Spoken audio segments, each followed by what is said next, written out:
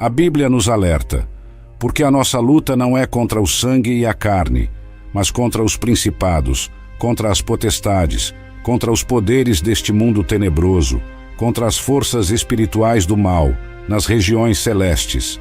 Efésios 6, 12. Em 1 Samuel 15, 23, lemos: Pois a rebelião é como o pecado da feitiçaria, e a arrogância como o mal da idolatria. Esta passagem equipara a bruxaria à rebelião contra Deus, colocando-a no mesmo patamar de gravidade que a idolatria. Mas por que isso é tão sério? A bruxaria, em sua essência, é uma tentativa de manipular forças espirituais para ganho pessoal, contornando a autoridade e a soberania de Deus.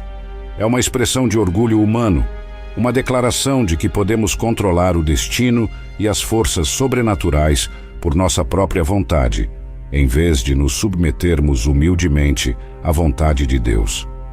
O primeiro sinal de atividade de bruxaria em uma igreja é a liderança manipuladora. A liderança manipuladora é possivelmente o sinal mais perigoso e insidioso de atividade de bruxaria em uma igreja. Este tipo de liderança se manifesta de várias formas sutis e nem sempre óbvias. Em sua essência, a manipulação envolve o uso do medo, culpa, vergonha ou ameaças espirituais para controlar os membros da congregação. Um líder manipulador pode, por exemplo, sugerir que deixar a igreja ou questionar sua autoridade resultará em maldições, perda da salvação ou punição divina. Isso contradiz diretamente a liberdade que temos em Cristo, como Paulo afirma em Gálatas 5, 1. Para a liberdade foi que Cristo nos libertou. Permanecei, pois, firmes, e não vos submetais de novo a jugo de escravidão. Outra manifestação da liderança manipuladora é a criação de uma cultura de dependência não saudável. O líder pode se posicionar como o único canal de comunicação com Deus, desencorajando os membros a buscar Deus por si mesmos. Isso pode se manifestar em frases como: Deus me disse para te dizer, ou você precisa da minha unção para receber sua bênção. Tal atitude contradiz o ensino bíblico de que todos os crentes têm acesso direto a Deus através de Cristo. Hebreus 4, 16. A manipulação também pode se manifestar através do uso seletivo das Escrituras. Um líder manipulador pode tirar versículos do contexto para justificar suas ações ou demandas, ignorando o contexto mais amplo da Bíblia. Por exemplo, podem usar versículos sobre submissão à autoridade para silenciar questionamentos legítimos ou críticas. Além disso, líderes manipuladores frequentemente criam um ambiente de secretismo e falta de transparência. Eles podem se recusar a responder a perguntas sobre finanças da igreja ou decisões importantes, alegando que questionar é um sinal de falta de fé ou rebeldia. Isso vai contra o princípio bíblico de prestação de contas, como vemos em 1 Pedro 5, 2, 3. Pastoreai o rebanho de Deus que há entre vós, não por constrangimento, mas espontaneamente como Deus quer, nem por sorte da ganância, mas de boa vontade, nem como dominadores dos que vos foram confiados antes, tornando-vos modelos do rebanho. É importante notar que a liderança manipuladora muitas vezes começa de forma sutil e pode se intensificar gradualmente ao longo do tempo. Inicialmente, pode se manifestar como conselhos fortes ou direção espiritual, mas pode evoluir para controle e manipulação mais evidentes. Os membros da igreja devem estar atentos a sinais de que sua liberdade em Cristo está sendo comprometida ou que estão sendo pressionados a agir contra sua consciência ou discernimento. Líderes genuínos, seguindo o exemplo de Cristo, lideram através do serviço e do amor, não do medo ou da coerção.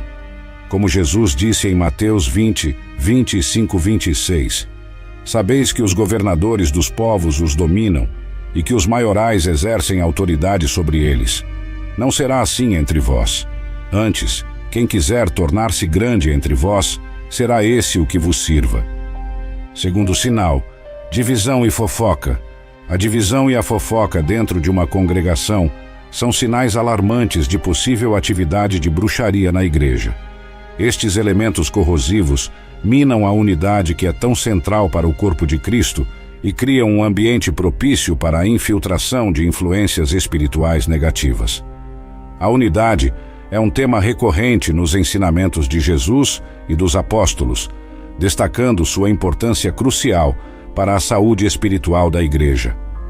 Jesus, em sua oração sacerdotal registrada em João 17, 21, enfatizou a importância da unidade, para que todos sejam um, como tu, ó Pai, o és em mim e eu em ti, que também eles sejam um em nós, para que o mundo creia que tu me enviaste. Esta unidade não é apenas uma questão de harmonia superficial, mas uma profunda interconexão espiritual que reflete a própria natureza de Deus.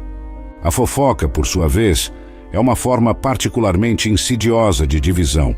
Provérbios 16, 28 adverte: o homem perverso levanta contenda e o difamador separa os maiores amigos. A fofoca não apenas prejudica relacionamentos individuais, mas pode envenenar toda a atmosfera de uma congregação. Ela cria desconfiança, alimenta ressentimentos e pode levar a facções dentro da igreja. Em uma igreja afetada por bruxaria, a fofoca pode assumir uma aparência espiritual. Pedidos de oração podem se tornar veículos para espalhar informações prejudiciais sobre outros. Revelações espirituais podem ser usadas para difamar ou desacreditar membros ou líderes. Isso não apenas fere indivíduos, mas enfraquece todo o corpo de Cristo, tornando-o vulnerável a ataques espirituais. A divisão pode se manifestar de várias formas: grupos exclusivos dentro da igreja, rivalidades entre ministérios, competição por influência ou recursos, ou até mesmo conflitos abertos entre membros ou líderes. Essas divisões podem começar de forma sutil, talvez como diferenças de opinião sobre questões menores, mas, se não forem tratadas adequadamente, podem se transformar em cismas profundos que ameaçam a própria existência da congregação. Paulo advertiu fortemente contra tais divisões em 1 Coríntios 1:10. Rogo-vos, irmãos, pelo nome de nosso Senhor Jesus Cristo, que faleis todos a mesma coisa e que não haja entre vós divisões. Antes, sejais inteiramente unidos, na mesma disposição mental e no mesmo parecer. Esta exortação não é um chamado à conformidade cega, mas à unidade em essência e propósito, mesmo em meio à diversidade. É crucial observar como os membros da igreja falam uns dos outros e como lidam com os conflitos. Uma igreja saudável promove a resolução de conflitos baseada em Mateus 18, do 15 e 17, onde Jesus estabelece um processo claro para lidar com ofensas e desacordos. A presença de grupinhos secretos, conversas sussurradas e tensões não resolvidas são sinais de alerta que não devem ser ignorados. Além disso, a maneira como a liderança da igreja responde à divisão e à fofoca é reveladora. Líderes que ignoram esses problemas, ou pior, que os alimentam para manter o controle, estão permitindo que influências negativas prosperem. Por outro lado, líderes que abordam ativamente essas questões, promovendo a reconciliação e a comunicação aberta, estão trabalhando para manter a saúde espiritual da congregação. A cura para a divisão e a fofoca começa com um compromisso renovado com o amor e a unidade em Cristo. Como Paulo exorta em Efésios 4:3, devemos nos esforçar para preservar a unidade do Espírito no vínculo da paz. Isso requer humildade, paciência e um compromisso ativo com a reconciliação e o perdão mútuo. Terceiro sinal: presença de falsos profetas e ensinos distorcidos. A presença de falsos profetas e ensinos distorcidos é um sinal grave de atividade de bruxaria em uma igreja. Este fenômeno não é novo. Desde os tempos bíblicos, a igreja tem enfrentado o desafio de discernir entre a verdade e o erro. Jesus nos alertou em Mateus 24:11, e surgirão muitos falsos profetas e enganarão a muitos. Este aviso ressoa ainda hoje, lembrando-nos da constante necessidade de vigilância e discernimento. Os falsos profetas na igreja moderna podem ser extremamente carismáticos e convincentes. Eles frequentemente misturam verdades bíblicas com doutrinas falsas, criando um coquetel espiritual tóxico que pode enganar até mesmo crentes maduros. Paulo advertiu sobre isso em 2 Coríntios 11, 14 e 15. E não é maravilha, porque o próprio Satanás se transfigura em anjo de luz. Não é muito, pois, que os seus ministros se transfigurem em ministros da justiça. O fim deles será conforme as suas obras. Uma característica comum dos falsos profetas é sua capacidade de fazer previsões aparentemente precisas ou realizar sinais e prodígios. No entanto, a Bíblia nos ensina que a precisão das previsões ou a presença de manifestações sobrenaturais não são, por si só, indicadores de autenticidade divina.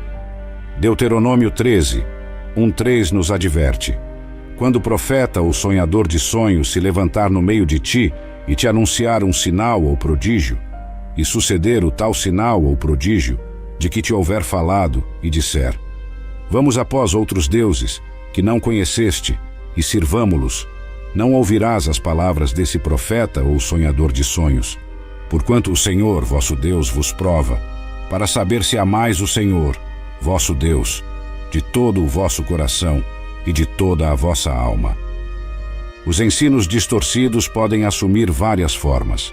Alguns falsos profetas promovem um evangelho da prosperidade exagerado, prometendo riquezas e sucesso material como resultado direto da fé ou de semear financeiramente na igreja.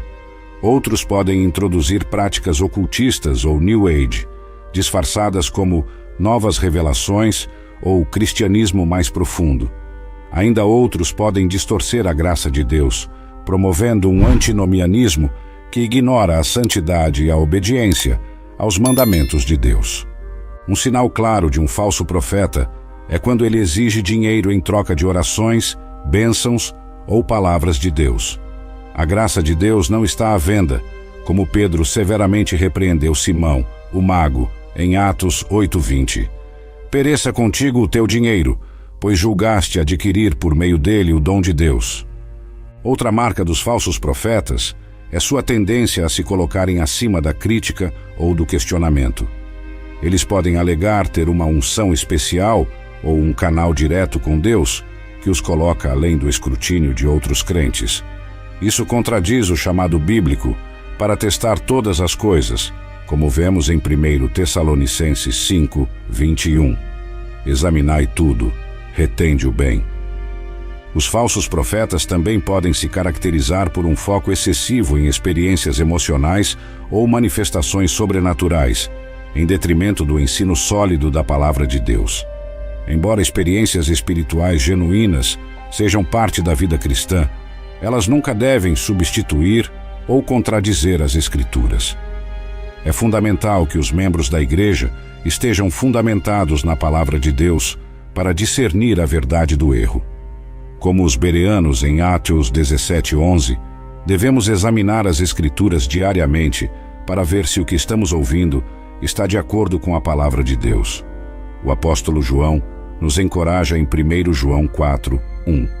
Amados, não creiais a todo espírito, mas provai se os espíritos são de Deus, porque já muitos falsos profetas têm saído pelo mundo. A proteção contra falsos profetas e ensinos distorcidos requer um compromisso contínuo com o estudo da Bíblia, oração por discernimento e uma disposição de questionar respeitosamente ensinamentos que pareçam inconsistentes com as Escrituras. Líderes de igrejas saudáveis devem encorajar este tipo de engajamento crítico com a palavra, reconhecendo que o verdadeiro ensino bíblico resiste ao escrutínio e à investigação. Quarto sinal: idolatria. A idolatria, embora muitas vezes associada a imagens físicas ou deuses pagãos, pode assumir formas muito mais sutis e enganosas na igreja moderna. Este quarto sinal de atividade de bruxaria em uma igreja é particularmente perigoso, porque pode se disfarçar de devoção genuína ou zelo espiritual. No entanto, suas raízes e consequências são profundamente antibíblicas e podem levar a um desvio significativo da verdadeira adoração a Deus. O apóstolo Paulo advertiu claramente em 1 Coríntios 10:14: Portanto, meus amados, fugi da idolatria. Esta advertência não era apenas para os cristãos do primeiro século, que enfrentavam tentações de adoração a ídolos pagãos, mas continua relevante para nós hoje, embora as formas de idolatria possam ter mudado. Na igreja contemporânea, a idolatria pode se manifestar de várias maneiras. Uma forma comum é a veneração excessiva de líderes religiosos, quando pastores, evangelistas ou profetas são elevados a um status quase divino, tornando-se intocáveis e inquestionáveis. Isso é idolatria. Alguns líderes podem encorajar este tipo de adoração, exigindo títulos grandiosos ou tratamento especial. Isso contradiz diretamente o exemplo de humildade de Jesus e o ensinamento de Paulo em 1 Coríntios 3, 5, 7. Quem é Paulo e quem é Apolo, senão ministros pelos quais crestes, e isto conforme o que o Senhor concedeu a cada um? Eu plantei, Apolo regou, mas Deus deu o crescimento. De modo que nem o que planta é alguma coisa, nem o que rega, mas Deus que dá o crescimento. Outra forma de idolatria na igreja pode ser a dependência excessiva de objetos sagrados ou ungidos para proteção ou bênção. Isso pode incluir água benta, óleo ungido, panos de oração ou outros itens que se acredita terem poder espiritual em si mesmos. Embora Deus possa usar objetos físicos em sua obra, como vemos em Atos 19, 11 e 12, com os lenços e aventais de Paulo, a crença de que estes objetos têm poder inerente ou que são necessários para receber a graça de Deus é uma forma de idolatria. A obsessão por prosperidade material e sucesso também pode se tornar idolatria em uma igreja. Quando a busca por riquezas e bens materiais se torna o foco principal, suplantando a busca por Deus e sua vontade, isso é idolatria. Jesus advertiu claramente sobre isso em Mateus 6, 24. Ninguém pode servir a dois senhores, porque ou há de odiar um e amar o outro, ou se dedicará a um e desprezará o outro. Não podeis servir a Deus e às riquezas. Quando uma igreja coloca ênfase excessiva na prosperidade financeira, prometendo bênçãos materiais em troca de doações ou semear na fé, ela está promovendo uma forma de idolatria que distorce o verdadeiro evangelho. A idolatria também pode se manifestar na forma de nacionalismo excessivo dentro da igreja. Quando a identidade nacional ou política se torna mais importante do que a identidade em Cristo, ou quando a bandeira de um país é mais proeminente do que a cruz, isso é um sinal de idolatria. Paulo nos lembra em Gálatas 3, 28, que em Cristo não há judeu nem grego, não há escravo nem livre, não há homem nem mulher, porque todos vós sois um em Cristo Jesus. Outra manifestação sutil de idolatria pode ser a dependência excessiva de programas, métodos ou fórmulas para o crescimento espiritual ou o sucesso da igreja.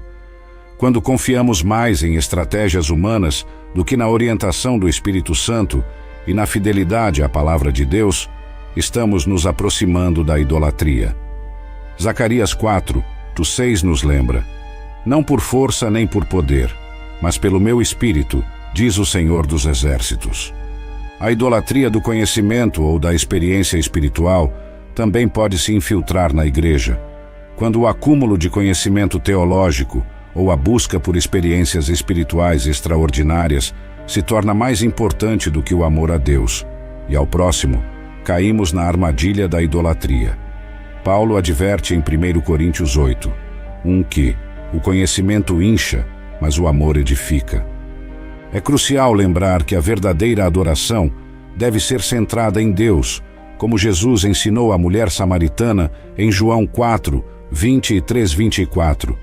Mas a hora vem, e agora é, em que os verdadeiros adoradores adorarão o Pai em espírito e em verdade, porque são estes que o Pai procura para seus adoradores. Deus é espírito, e importa que os que o adorem em espírito e em verdade. Para combater a idolatria na igreja, É necessário um retorno constante à palavra de Deus e um foco renovado em Cristo. Os líderes da igreja devem modelar humildade e apontar consistentemente para Cristo, não para si mesmos. A congregação deve ser ensinada a buscar sua identidade e valor em Cristo, não em posses materiais ou status. A igreja deve promover uma cultura de adoração genuína que coloca Deus no centro, não experiências emocionais, líderes carismáticos ou agendas políticas. Quinto sinal: obsessão com maldições geracionais. O quinto sinal de atividades de bruxaria em uma igreja é a obsessão com maldições geracionais e a necessidade constante de quebrar essas supostas maldições. Embora a Bíblia fale sobre as consequências do pecado, passando de geração em geração, Êxodo 25, ela também enfatiza o poder redentor de Cristo que quebra todas as maldições. Em Gálatas 3, 13 e 14, Paulo declara: Cristo nos redimiu da maldição da lei, fazendo-se maldição em nosso lugar, pois está escrito: maldito todo aquele que for pendurado num madeiro, para que a bênção dada a Abraão chegasse aos gentios por meio de Cristo Jesus, a fim de que recebêssemos o Espírito prometido mediante a fé. Quando uma igreja se concentra excessivamente em identificar e quebrar maldições geracionais, isso pode levar a uma mentalidade de medo e superstição, em vez de confiança no poder libertador de Cristo. Os membros podem ser levados a acreditar que todos os seus problemas são resultado de maldições ancestrais, em vez de enfrentar questões de responsabilidade pessoal e crescimento espiritual. Isso pode resultar em sessões de libertação, que se assemelham mais a rituais de exorcismo do que ao aconselhamento bíblico e ao discipulado. É importante lembrar as palavras de 2 Coríntios 5, 17. Portanto, se alguém está em Cristo, é nova criação. As coisas antigas já passaram, eis que surgiram coisas novas. Sexto sinal: supressão dos dons espirituais. A supressão dos dons espirituais é um sinal preocupante que pode indicar a presença de atividades de bruxaria ou influências espirituais negativas em uma igreja. Este fenômeno ocorre quando há um desestímulo ativo ou uma proibição do uso dos dons espirituais mencionados nas Escrituras.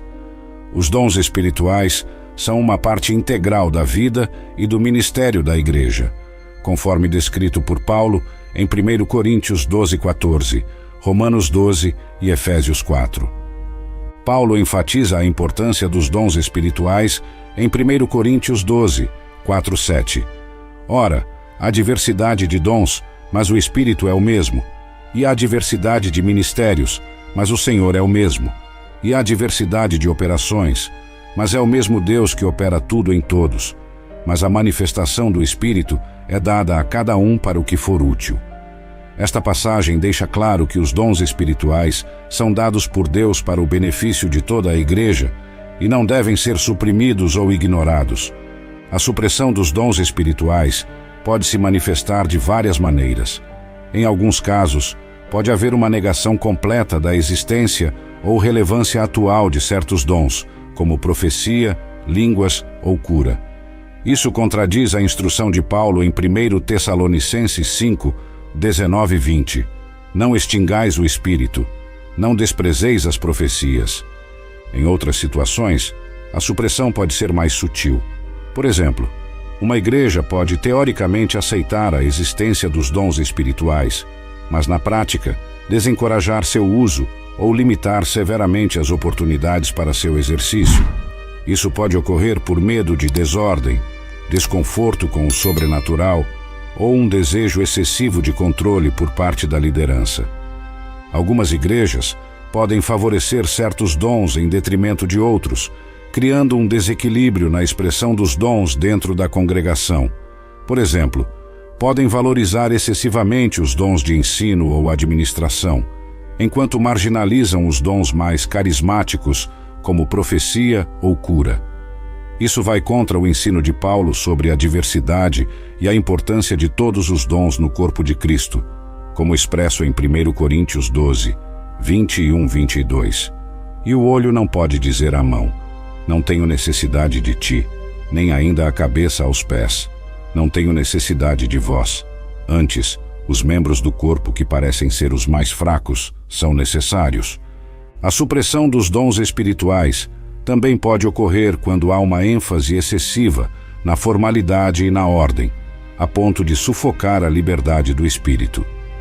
Embora Paulo enfatize a importância da ordem no culto, 1 Coríntios 14:40, ele também adverte contra o quenching do espírito. Um equilíbrio saudável é necessário para permitir tanto a ordem quanto a liberdade na expressão dos dons espirituais. Em alguns casos extremos, a supressão dos dons pode ser motivada por um desejo de manter o controle e o poder nas mãos de poucos líderes. Ao desencorajar o uso dos dons espirituais pela congregação em geral, esses líderes podem manter um monopólio sobre a palavra de Deus ou a unção espiritual. Isso contradiz o princípio bíblico do sacerdócio de todos os crentes, 1 Pedro 2:9, e a distribuição dos dons a todos os membros do corpo de Cristo. A supressão dos dons espirituais pode ter consequências sérias para a saúde espiritual de uma igreja. Pode levar a uma falta de vitalidade espiritual, uma diminuição da expectativa da obra sobrenatural de Deus e uma dependência excessiva de programas e métodos humanos em vez do poder do Espírito Santo. Para combater a supressão dos dons espirituais, uma igreja deve se comprometer a ensinar e encorajar o uso apropriado de todos os dons espirituais. Isso inclui proporcionar oportunidades para o exercício dos dons dentro da congregação, bem como oferecer treinamento e orientação sobre como discernir e desenvolver os dons espirituais. A liderança da igreja deve modelar uma abertura ao Espírito Santo e uma disposição para permitir que ele opere de maneiras que podem ser imprevisíveis ou desconfortáveis. Ao mesmo tempo, deve haver um compromisso com o discernimento e o teste dos dons, como Paulo instrui em 1 Coríntios 14:29. E falem 2 ou 3 profetas, e os outros julguem. É importante lembrar que o propósito dos dons espirituais é a edificação da igreja e a glorificação de Deus. Como Paulo afirma em 1 Coríntios 14:12, assim também vós, como desejais dons espirituais, procurai abundar neles, para a edificação da igreja. Uma igreja que abraça e nutre os dons espirituais de todos os seus membros está bem posicionada para resistir a influências espirituais negativas e para cumprir sua missão de maneira poderosa e eficaz. 7º e último sinal: a ausência de adoração genuína. A ausência de adoração genuína é um sinal alarmante que pode indicar a presença de atividades de bruxaria ou influências espirituais negativas em uma igreja. Este problema se manifesta quando a adoração se torna uma performance vazia, uma rotina mecânica ou um espetáculo focado mais no entretenimento do que na glorificação de Deus. A adoração genuína é central para a vida da igreja e para o relacionamento do crente com Deus. Jesus enfatizou a importância da adoração verdadeira em sua conversa com a mulher samaritana, registrada em João 4:23-24. Mas a hora vem, e agora é, em que os verdadeiros adoradores adorarão o Pai em espírito e em verdade, porque são estes que o Pai procura para seus adoradores. Deus é espírito, e importa que os que o adoram adorem em espírito e em verdade. Agora que identificamos estes 7 sinais, é crucial entender que a presença de um ou mais destes sinais não necessariamente significa que uma igreja está completamente sob influência de bruxaria. No entanto, eles servem como alertas importantes que não devem ser ignorados. Como cristãos, somos chamados a ser vigilantes e discernir os espíritos, como nos instrui 1 João 4:1. Amados, não creiais a todo espírito, mas provai se os espíritos são de Deus, porque já muitos falsos profetas têm saído pelo mundo. É nossa responsabilidade estar atentos e proteger a integridade espiritual de nossas comunidades de fé. Jesus nos alertou em Mateus 10:16. Eis que vos envio como ovelhas no meio de lobos. Portanto, sede prudentes como as serpentes e inofensivos como as pombas.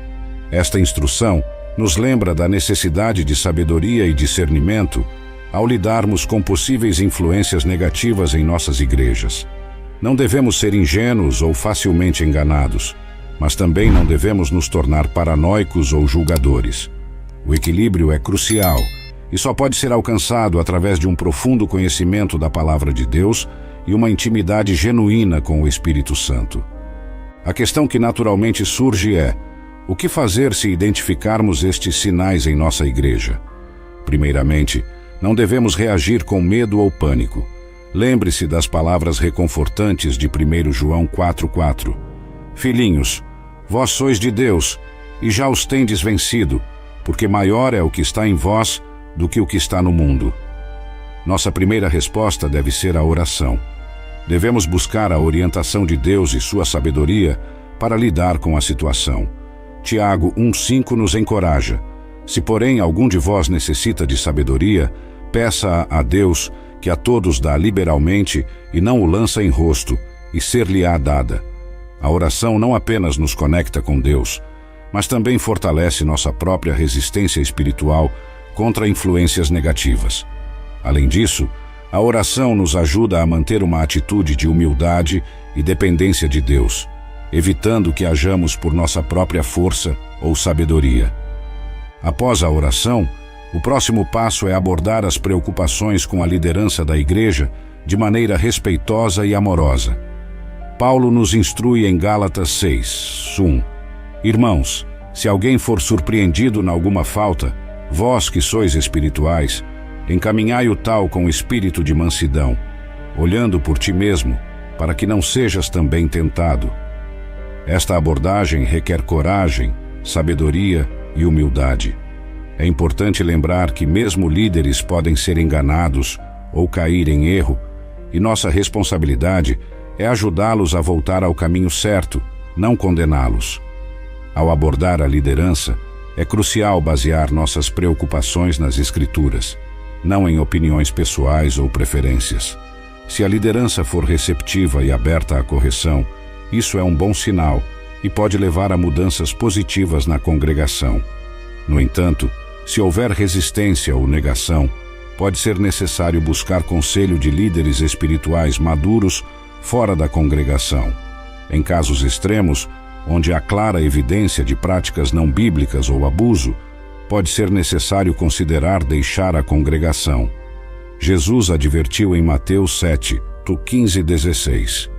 Acautelai-vos dos falsos profetas, que vêm até vós vestidos como ovelhas, mas interiormente são lobos devoradores. Pelos seus frutos os conhecereis. É crucial lembrar que nosso objetivo não é condenar ou destruir, mas restaurar e edificar. Paulo enfatiza isso em 2 Coríntios 10:8. Porque ainda que eu me glorie um pouco mais da nossa autoridade, a qual o Senhor nos deu para edificação, e não para vossa destruição, não me envergonharei. Nosso desejo deve ser ver a igreja purificada e fortalecida, não dividida ou destruída.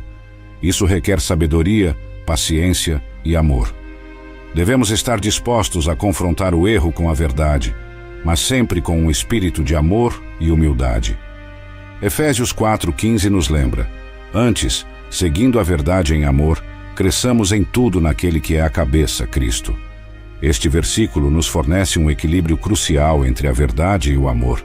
Não devemos comprometer a verdade por medo de ofender, nem devemos proclamar a verdade de uma maneira que seja desprovida de amor. O objetivo final é sempre o crescimento e a maturidade espiritual de todo o corpo de Cristo. Isso pode exigir um processo longo e às vezes doloroso de correção e restauração, mas é essencial para a saúde espiritual da igreja.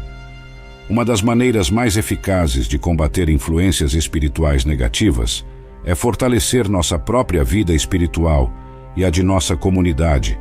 Isso inclui um compromisso renovado com o estudo da Palavra de Deus. Como nos diz 2 Timóteo 3:16-17, toda a Escritura é inspirada por Deus e útil para o ensino, para a repreensão, para a correção, para a educação na justiça, a fim de que o homem de Deus seja perfeito e perfeitamente habilitado para toda boa obra. Um conhecimento profundo das Escrituras nos equipa para discernir entre a verdade e o erro e nos fornece uma base sólida para resistir a influências enganosas. Além do estudo individual da Bíblia, é importante promover estudos bíblicos em grupo e pregações fundamentadas na palavra. Isso não apenas aumenta o conhecimento bíblico da congregação, mas também cria uma cultura de questionamento saudável e discussão aberta sobre as Escrituras. Outro aspecto crucial é o cultivo de uma vida de oração vibrante, tanto individual quanto coletiva. Atos 2:42 nos mostra o exemplo da igreja primitiva. E perseveravam na doutrina dos apóstolos e na comunhão, no partir do pão e nas orações. Uma igreja que ora junta é uma igreja que está unida em propósito e fortalecida contra ataques espirituais. Por fim, é crucial manter uma perspectiva eterna e um foco constante em Cristo. Paulo nos lembra em Colossenses 3:1-2. Portanto, se já ressuscitastes com Cristo, buscai as coisas que são de cima, onde Cristo está assentado à destra de Deus. Pensai nas coisas que são de cima, não nas que são da terra. Quando uma igreja mantém seu foco em Cristo e na eternidade, ela é menos propensa a ser distraída ou desviada por influências terrenas ou enganos espirituais. Isso inclui uma ênfase regular na volta de Cristo e na esperança eterna que temos nele. Pedro nos encoraja em 2 Pedro 3,14. Por isso, amados, aguardando estas coisas, procurai que deles sejais achados em paz, sem mácula e irrepreensíveis. Esta perspectiva eterna nos ajuda a manter as coisas em sua devida proporção e nos lembra constantemente de nosso verdadeiro propósito e destino em Cristo. Uma igreja que está focada em Cristo e na eternidade é uma igreja que está bem posicionada para resistir a influências negativas e permanecer fiel à sua chamada divina.